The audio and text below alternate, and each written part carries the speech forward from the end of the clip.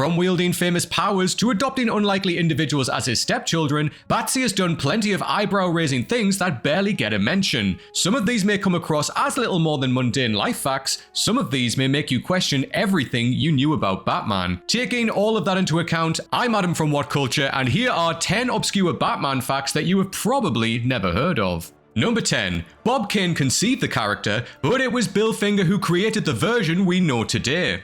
Bob Kane is widely remembered, and rightfully so, as the man behind one of the greatest comic book characters of all time. Following the crazy success of Superman, DC were eager to cash in on momentum and put more superheroes out there. That is when they turned to Kane, and the rest is history. But there is more to the story. Bob Kane's original idea for the character incorporated influences from Douglas Fairbanks' Zorro, a Leonardo da Vinci conceptual machine, the movie Bat Whispers, and even Dracula. However, that original concept involved red clothing, a domino mask, and a cape that was less a cape and more a pair of actual bat wings. This is where Bill Finger entered the picture. Kane originally met Finger at an event and invited him to join his team. It was Finger who later completely revamped the aesthetics of the character and gave it the iconic look we know now. This included changing the color scheme to black, inserting a cowl with bat ears, and swapping the wings for a more practical cape.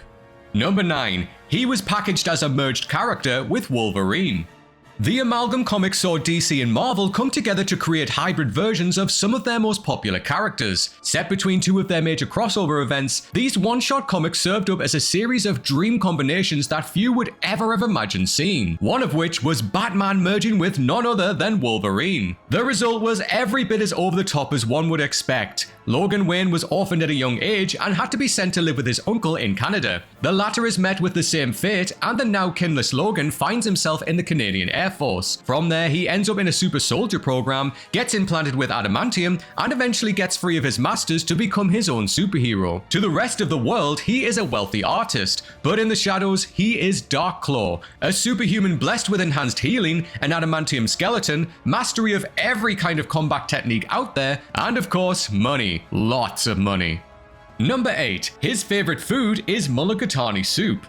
From crazy scenarios no one thought they would ever get to see, to the most basic of personal facts. Everyone has that one comfort food they keep turning to. Even Bruce, after coming home all tired from a long night of crime fighting, has that one culinary demand he will make to Alfred as soon as he's taken off the cape. The item in question is mulligatawny soup. Originating from South India, mulligatawny is a dish featuring a spicy curry base together with carrots, coconut milk, and either chicken, mutton, or lentils as the protein core. A somewhat bastardized version was imported into Europe back in the 18th century. Of course, everything has to be made extra special for one of the world's greatest protectors. In Batman number 701, we find out that Alfred actually has a special customized recipe for the soup. This includes a chicken main with bacon, garlic, tomatoes, and a unique curry powder. Well, if you have the responsibility of staving off the likes of Joker, you need the right amount of nutrition and taste. And judging by the look on Batman's face in the aforementioned issue, when Alfred announces that his favorite dish is ready, this soup might just be essential for keeping Gotham safe.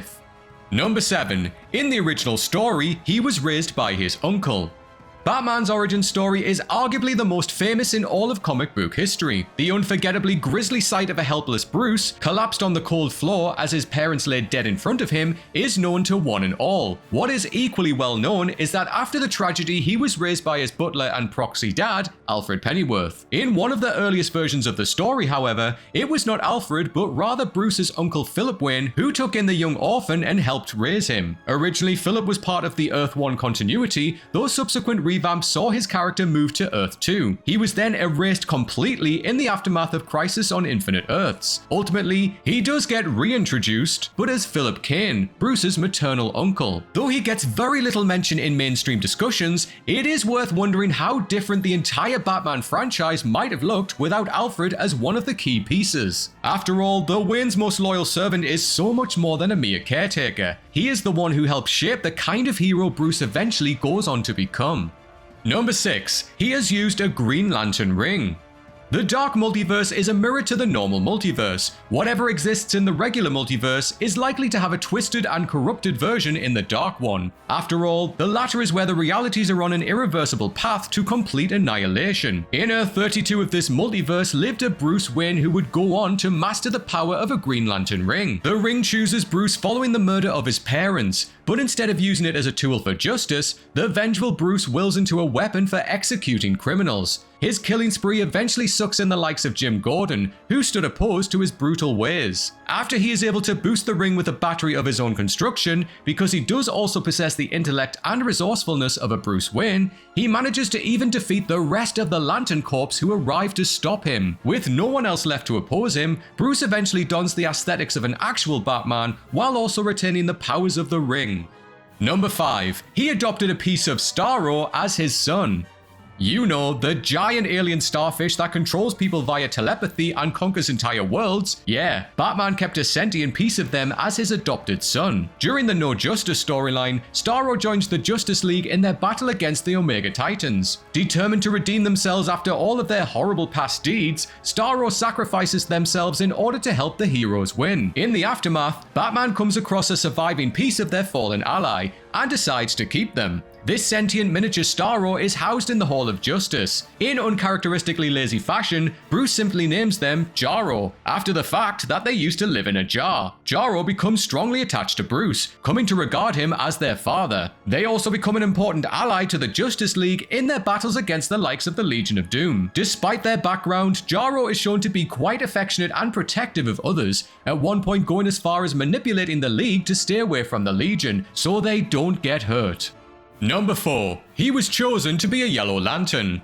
The Yellow Lanterns are one of the major antagonist groups of the DC Universe. Founded and led by the rogue Green Lantern Sinestro, their yellow power rings use fear instead of justice as a measure for choosing their wielders. In that case, it doesn't come as much of a surprise that a yellow ring would set up Batman as a potential suitor. After all, who can strike more fear into the hearts of criminals than the Dark Knight? This is precisely what happened during the Green Lantern Sinestro Corps War storyline. A yellow ring senses Bruce and approaches him as its next potential user. Of course, this is Bruce freaking Wayne that we're talking about. No alien energy battery can bend his willpower. The ring immediately realized who it was up against and decided to retreat. Batman, and Batman alone, gets to decide what powers he calls upon and how. Though it has to be said, the prospect of Batman powered by a fully charged lantern ring is an absolutely terrifying one.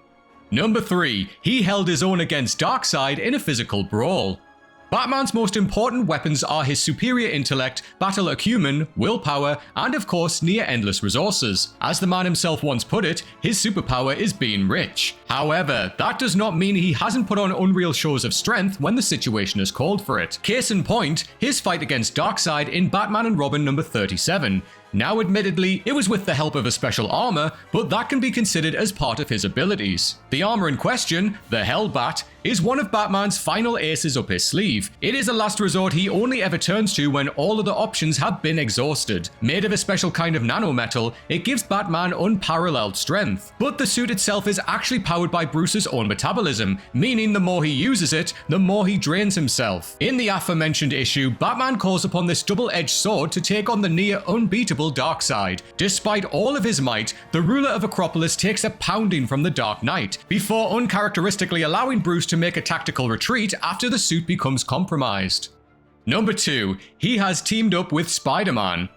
DC and Marvel's crossovers have given us some absolute dream teams, one of which was the Caped Crusader joining forces with your friendly neighborhood Spider-Man. During the 1995 crossover one-shot, Spider-Man and Batman, Disordered Minds, Bruce and Peter are forced to come together to thwart their two greatest adversaries. The story sees Carnage and the Joker encountering one another, after a psychiatrist tries to use them as subjects for her new treatment chip. Naturally, this goes south in no time. After the treatment fails, the two villains briefly tease a partnership. Of course, this is the Red Slayer and the Clown Prince of Crime we're talking about. The prospect of an alliance was short-lived. Before long, the two are trying to kill each other. The deadly conflict draws in their respective superheroes, who quickly realize they have to put a stop to this. Carnage then fakes his death at the hands of Joker, and is even able to entrap Batman. Eventually though, the two heroes are able to work together and overcome both the enemies, because of course. Number 1. The no-kill rule wasn't always there.